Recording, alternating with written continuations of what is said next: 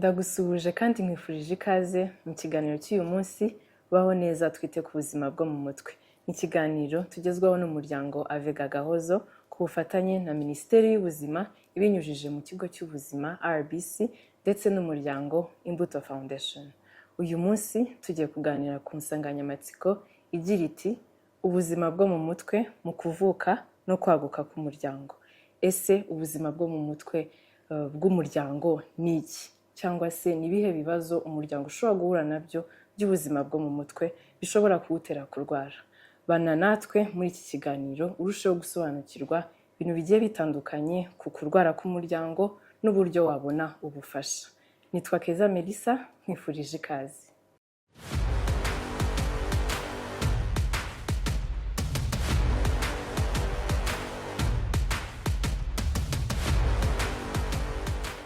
Ubuzima bwo mu mutwe ni ingenzi mu gihe umuryango uri kuvuka ndetse no mu gihe uri kwaguka.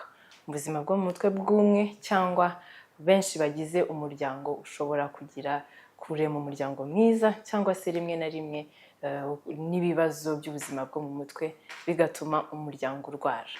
Uyu munsi rero nk'uko tugiye kuganira ku nsanganyamatsiko y'uruhare rw'ubuzima bwo mu mutwe mu kuvuka no kwaguka k'umuryango, mu gusobanukirwa kurushaho iyo nsanganyamatsiko ndi kumwe n'abatumirwa uyu munsi.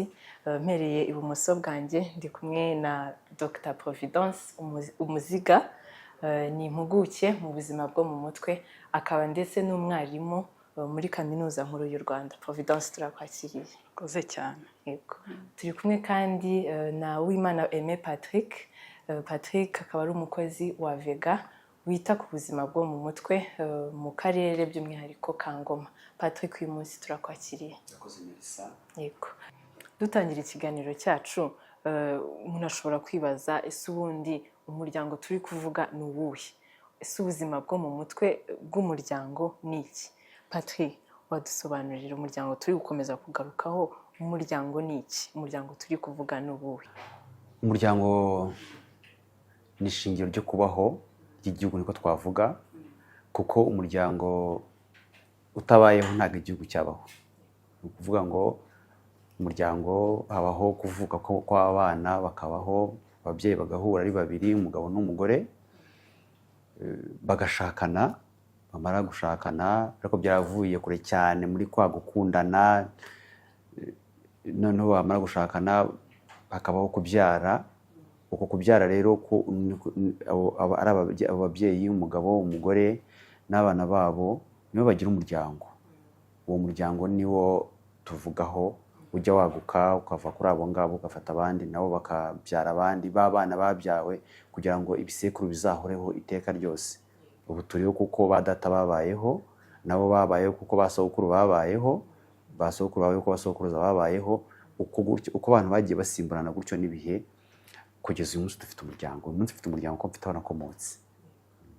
Urakoze cyane Patrick kudusobanurira, kugerageza kutwumvisha umuryango turi kuvuga uyu munsi si umuryango mugari nyarwanda, ni wa muryango wa papa, mama ndetse n'abana. Ariko se Dr, umuryango waguka ute? Umuryango uvuka ute? Ese ni ibihe bibazo by'ubuzima bwo mu mutwe wa muryango uri kuvuka cyangwa se uri kwaguka ushobora guhura nabyo? Urakoze cyane Melissa. Nk'uko yatangiye abivuga, umuryango ni ukuvuga ngo abantu barahura bagashakana, no muri uko guhura burya bishobora gutangira ari intandaro y'ibibazo.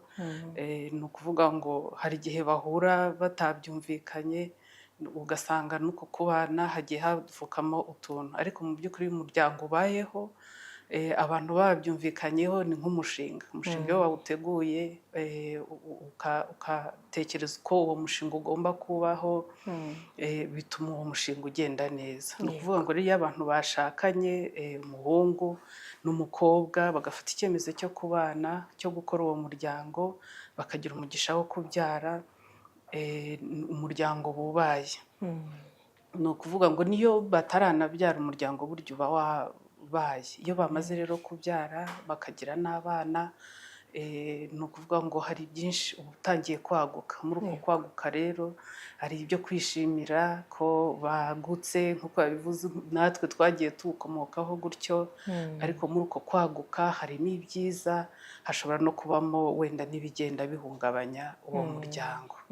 Hari uko kwishima ko umwana yavutse. Niba umwana yavutse haba habaye izindi nshingano, ba bantu babiri bombi bafite uwabakomotseho, hari izindi nshingano bagize. Izo nshingano rero iyo bataziteguye hari igihe havukamo ibibazo, ariko none iyo baziteguye niho usanga rwose bashyigikirana, hanyuma noneho ugasanga n'ubuzima bw'umuryango bubaye bwiza. Murakoze cyane.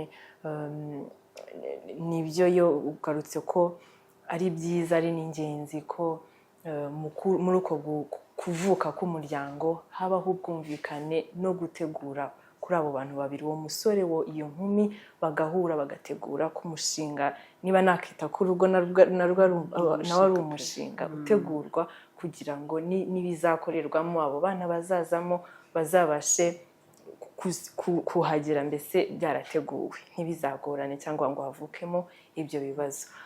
Ariko ubwo nanone se umuryango urarwara? Urakoze. Mu by'ukuri umuryango nyine ko ugizwe n'abo bantu. Iyo tuvuze ubundi buzima, iyo nkunze kuvuga ku buzima bwo mu mutwe, nkunze guhera ku gusobanura ubuzima. Ubuzima habaho uko umubiri wacu uteye, ko niba nariye hari ibyubaka umubiri, niba nasinziriye hari uko umubiri wanjye waruhutse, hari imibanire, hari iyo mitekerereze. Ibyo byose nk'uko bigize ubuzima n'ubundi usanga bigize ubuzima bw'umuryango. Bagomba kubaho. Muri uko kubaho bagomba gushakisha kugira ngo bagire ibitunga urugo, ariko noneho n'iyo mitekerereze iza ifasha kugira ngo bashobore koko kubaho. Noneho n'imibanire, uretse kuba bafite umuryango, hari n'uko baba bafite inshingano z'aho baba, aho batuye, mu muryango nyarwanda aho bari. Ni ukuvuga ngo rero umuryango nyine wabayeho byanze bikunze habamo ko bagomba kubaho neza. Muri uko kubaho neza rero niko bisaba no kubiharanira. Muri uko kubiharanira niho ugenda usanga wenda habamo inzitizi, bisaba ko nyine umuntu agomba kugira kwiyubaka, kugira gukomera, kugira ngo ashobore guhangana n'ibyo bintu agenda ahura nabyo by'inzitizi, bishobora kugenda bisitaza intambwe ze zo kugira ngo ateze imbere umuryango we. Yego, urakoze cyane. Nibyo inzitizi ntizibura muri urwo rugendo rwo kubaka umuryango, ariko bidusaba gukomera no guhangana nabyo kugira ngo dukomeze kubaho kandi neza.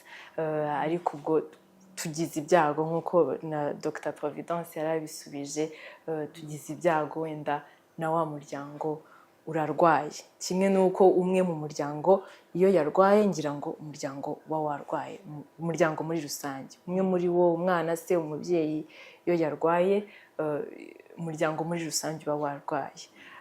Ariko ubwo ibibazo cyangwa kwa kurwara, ibibazo by'ubuzima bwo mu mutwe bishobora gutera amakimbirane mu muryango. Urakoze Melissa. Ibibazo byo mu mutwe bishobora gutera amakimbirane mu muryango.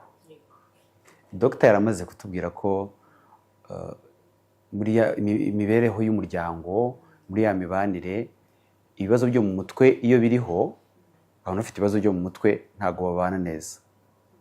Turabizi ko nta zibana zidakomanya amahembe, ariko ibibazo byo mu mutwe byo biza noneho ari akarusho. Ibibazo byo mu mutwe umuntu ubwe aba yumva atameze neza, ntabwo aba ashobora kwiyakira. Ibyo bibazo rero afite adashoboye gukemura, ibibazo yagize biri muri we birasohoka bikajya no ku bandi, kuko uko atekereza n'uko yumva ameze birarenga bikarenga ubuzima bwe, bikagenda bikajya no ku bandi, bikajya ku bandi nabo kandi bikabatera imibereho itari myiza. Tuvuge niba wenda ari umubyeyi ufite ibibazo byo mu mutwe, umwana we nawe bimugeraho, nubwo yaba anamutwita, atari ukuvuga gusa ngo ni umwana uriho bari kumwe barimo kuganira nkuko nari kumwe n'umwana wanjye cyangwa ari kumwe nawe, biraza bikamugeraho ari n'uri mu nda yemwe. Bivuze ngo umubyeyi ufite ibibazo byo mu mutwe biragenda bikagera ku mwana, ari uri mu nda ari n'uwo yabyaye. Niba ari umudamu bikagera ku mugabo, niba ari umugabo bikamuvaho nawe bikagera no ku mugore. Rero uruhare rw'ibibazo byo mu mutwe mu gutera amakimbirane mu muryango rwose ni ngombwa cyane. Birahari, ibibazo bizana ayo makimbirane mu muryango, umuryango ugatangira kubaho ukimbiranye kandi bitarahozeho, byazanywe n'ikibazo gusa cy'uko hari ibibazo byo mu mutwe umwe mu bagize umuryango afite. Wenda tunaboneraho kubwira n'abadukurikiye ko mu gihe tubonye ko ni n'ubukangurambaga bugomba gukomeza gukorwa, mu gihe tubonye ko umwe muri twebwe umwe mu bagize umuryango yagize ibyo bibazo byo mu mutwe, ni ngombwa kumufasha, kuko uwo wagize, Patrick amaze kubigarukaho, uwo umwe wagize ibibazo by'ubuzima bwo mu mutwe abitera n'abandi mu muryango, kuko umuryango ntekereza ko ni nka systeme ikorera hamwe. Kimwe iyo gipfuye cyangwa kigize ikibazo gitera ikibazo n'uwo wundi mu muryango. Ni ingenzi rero ko mu gihe tubonye ko hari ikibazo cy'ubuzima bwo mu mutwe twihutira cyangwa dutabariza wa wundi wo mu muryango mu gushaka ubwo bufasha, mu kugira ngo dukumire yewe n'ayo makimbirane ashobora kuvukira muri ibyo bibazo by'umuryango. Dukomeza rero, ubwo mpise nibaza, Patrick avuze ko bishoboka ko ibibazo by'ubuzima bwo mu mutwe bishobora gutera amakimbirane, ariko se nanjye nkomoza kuko ari ngombwa gutabaza. Ni hehe rero twatabariza wa wundi mu muryango wagize bya bibazo by'ubuzima bwo mu mutwe? Ni hehe twamusabira ubufasha? Murakoze cyane Melissa. Mbere wenda yuko mvuga ngo ni hehe twamushakira ubufasha, kugira ngo nongereho ko mu by'ukuri n'ibibazo byo mu mutwe by'umuryango bishobora guterwa n'amakimbirane yavutse mu muryango. Ntabwo umuntu avuga ngo ibibazo byo mu mutwe biterwa n'akantu kamwe, hari impamvu nyinshi zitandukanye. Hari ayo makimbirane ashobora kukuganisha ko umuntu yagira ikibazo, ariko hari n'uko umuntu nyine yarwara wa mugani kubera kutabyumvikanaho uko bagiye kumufasha. Hari igihe bitana ba mwana wanjye niwe wamugize gutya, hari igihe umwana avukana ubumuga, hari igihe umwana avukana bimwe mu bibazo bijyanye n'ubuzima bwo mu mutwe, ugasanga nyine kubera ko harimo urujijo haturutse koko ayo makimbirane nk'uko Patrick yabisobanuye. Ariko n'ayo makimbirane nayo atera ibibazo byo mu mutwe, ugasanga ahubwo umwana ararwaye, umwana akaba nk'ikimenyetso cy'ibibazo umuryango we ufite. Nk'uko rero bivuze, rwose ni byiza abantu ko babimenya ko umuntu yagize ikibazo agomba kugira ubufasha.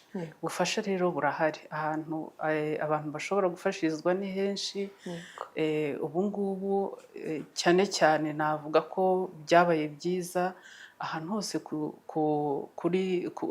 hari ubuvuzi, cyane cyane mu buvuzi bwa leta. Ni ukuvuga ngo nko mu bigo nderabuzima bahasanga ubufasha, ku bitaro byisumbuyeho by'akarere bahasanga ubufasha, ndetse no uko inzego z'ubuvuzi zigenda zizamuka hose bahasanga ubufasha. Uretse rero no mu bigo bya leta aho ubuvuzi buhari, ndetse n'ubu ngubu hasigaye havuka ahantu hatandukanye kubikorera ku giti cyabo bafasha abo bantu.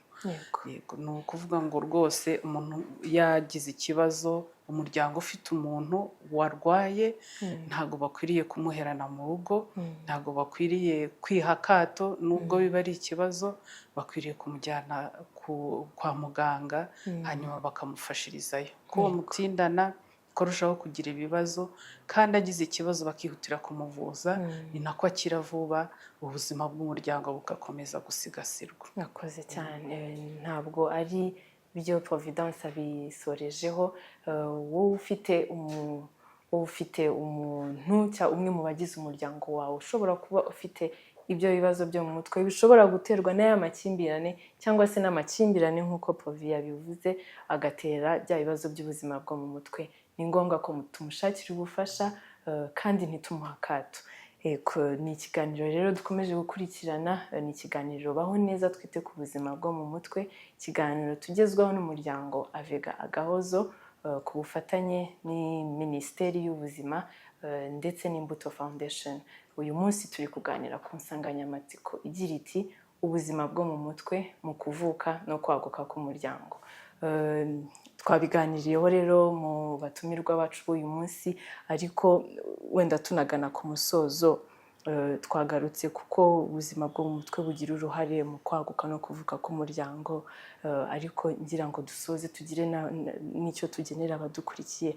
Ni hehe hagashyizwe imbaraga mu muryango mu kugira ngo tuzagire wa muryango mwiza, wa muryango ubayeho neza? Ni hehe hagashyizwe imbaraga? Patrick. Urakoze Melissa. Imbaraga zagashyizwe mu babyeyi, kuko umuryango turimo kuvuga ni wa wundi papa, mama n'abana. Ababyeyi cyane cyane, kuko uko ababyeyi babayeho bishobora kuva ku buzima bwabo bwonyine bikajya no ku buzima bw'abana. Kugira ngo rero turerere igihugu, tugire abana ejo bazaba bafite ubuzima bwiza bwo mu mutwe, ni byiza ko dutangira ku babyeyi, tukaba tuzi ko dufite ababyeyi bafite ubuzima bwiza bwo mu mutwe, batekanye. Ababyeyi batekanye bashobora gutuma n'abana batekana, bityo ubuzima bw'umutwe bukaba bumeze neza. Muri za ngingo twavuze z'imibanire n'abandi, za ngingo twavuze z'uko babayeho, z'amarangamutima, ababyeyi bakitabwaho. Uko ababyeyi bitaweho bashobora kwita ku bana, ariko ntabwo bihagarara aho ngaho gusa. N'abana nabo, abana nabo mu kigero barimo bakwiye kwitabwaho ku buzima bwabo bwo mu mutwe. Umwana amarangamutima yakubahirizwa, akitabwaho. Umwana niba agaragaje ikimenyetso runaka kigaragaza ko atameze neza, kikitabwaho, kigacukumburwa, kikamenya impamvu zacyo, kuko uko kititaweho ejo kibyara ibindi, bikagenda bikura, bikaba byabageza ahandi hantu. So rero ni byiza kwita ku muryango, ariko ababyeyi kuko ari bo bari mu rugo kandi bagomba kwita kuri ba bana. Murakoze.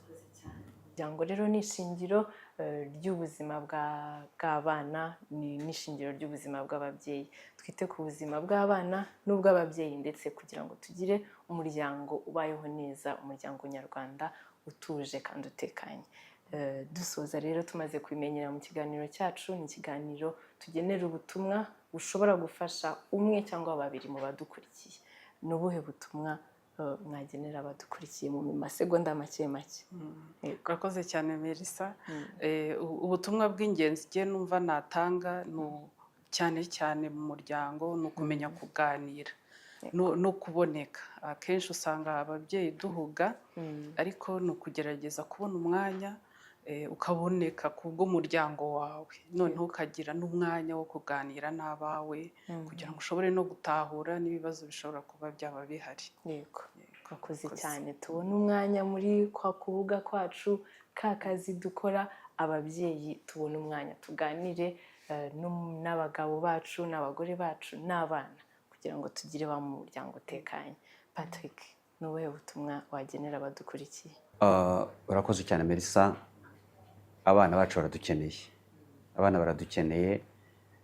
Dufite inshingano nyinshi zituma tutaboneka rwose, kandi ni ngombwa ko tugomba kwita ku miryango yacu, ariko mu gihe dufite gito dushakamo igihe cyo kwita ku bana bacu. Umwana mbone nka se, umwana nshaka mbone, nampamagara mbone. Ushobora kuba uri na kure, ntari mu rugo rwose wanjye, nkafata telefone nkavugana n'abana, abana bakumva ko papa arahari ameze neza. Ariko abana iyo batitaweho, ubwo tuba tuvuga ngo igihe kizaza nta gihari. Twite ku bana bacu, twite ku buzima bwabo bwo mu mutwe, twite ku marangamutima yabo, ejo habo hazaba heza. Twite ku bana bacu, twite ku marangamutima yabo, twite ku buzima bwabo bwo mu mutwe, turema ejo hazaza. Tugeze ku musozo w'ikiganiro cyacu cy'uyu munsi. Reka nshimire cyane abatumirwa twabanye uyu munsi. Dr Providence ni impuguke mu buzima bwo mu mutwe, akaba n'umwarimu muri Kaminuza y'u Rwanda. Providence, wakoze kwitabira. Urakoze cyane namwe kudutumira. Turashimira kandi Patrick Uwimana, akaba umukozi wa Avega ukora mu ishami rishinzwe kwita ku buzima bwo mu mutwe. Patrick, turagushimiye kwitabira. Yego, tubashimiye namwe rero mwabanye natwe muri iki kiganiro. Ikiganiro nakagaruka, ni ikiganiro baho neza, twite ku buzima bwo mu mutwe. Mwakoze kudukurikirana.